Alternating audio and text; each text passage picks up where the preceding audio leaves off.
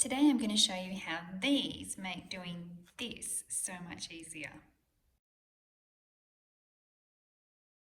Giving your cat tablets can be really tricky, but there's a little secret that I use to feed my cats pills, and it's something that works with a pill that's dissolvable. Not all pills are dissolvable. Sometimes you might have to crush them down to a powder to do this. But the thing that I'm using today is a DINE creamy treat, and I have never met a cat that can refuse these. They're often called kitty crack. They're addictive. Cats love them. I don't recommend giving these to your cats every day. I recommend them as a treat, as a really good treat for them, but not all the time. When it comes to giving them medication though, these are an absolute lifesaver. So I'll show you what I do. Okay, first up I have my little bowl. I have a little dish. These are called pinch bowls. You can get them in cooking stores. It's a really small bowl, so it's a really easy one to use for this process. And you can't see it very well, but there's a tiny little bit of water in there. Just a little bit, just enough to dissolve the tablet that we're going to be working with. Here are my tablets. I've already cut them into quarters with a pill cutter. They are a very big tablet, so I have cut them down to be the right size. Here's my quarter of a tablet that I'm giving my cats, and this is an antibiotic, and the reason I'm giving this to my cats is because we're treating them for Strep G, which is something that can affect birthing. If you want to find out more about Strep G, there's a lot of information on the internet and protocols. I'll share one in the description of this video, the really good one that I'm following. And it just helps because if you've had problems with birthing, chances are you might have a problem with Strep G. So this is actually what I'm considering insurance in this case. I have treated my cats before, but now I give them a dose before birth. So that's what this tablet is. Okay, so we're going to pop our tablet into the little bowl. And it's just sitting there in the water. Just give it a little minute or two and it will dissolve on its own. So it'll dissolve down to a little soft little mush. So we'll just let that happen. Now I've got a spoon that I'm going to be using to crush it up. Okay, so why is it a long spoon? It's actually a latte spoon.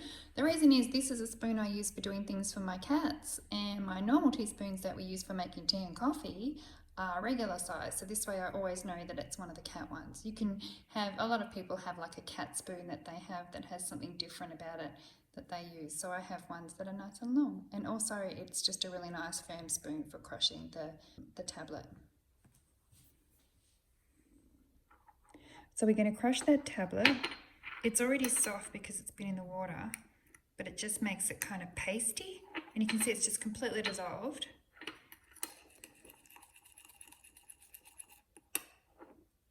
There's a little bit of powder there, but basically you can't see it because it's white on white, but that's now just fully dissolved.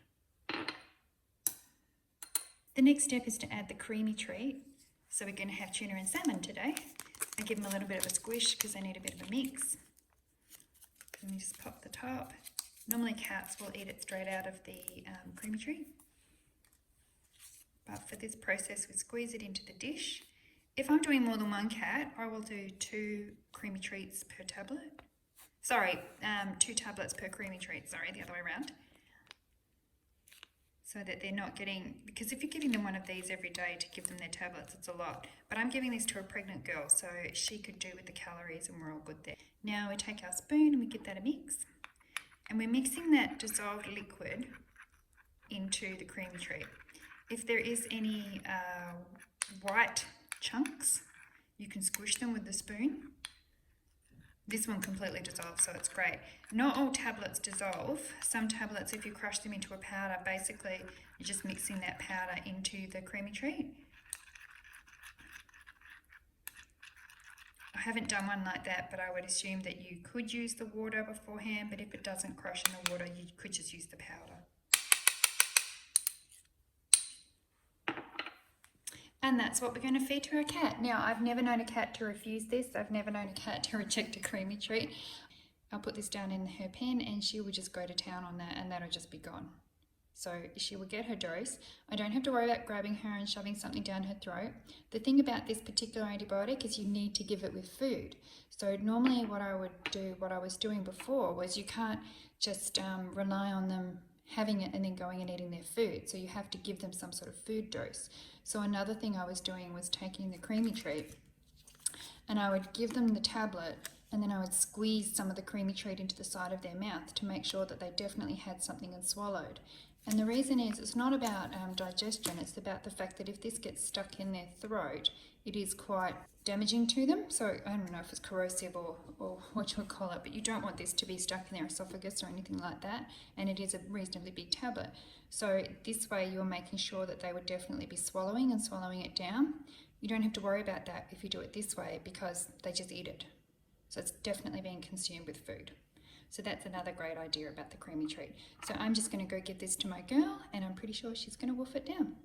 So that's how you can give tablets easily using a creamy treat.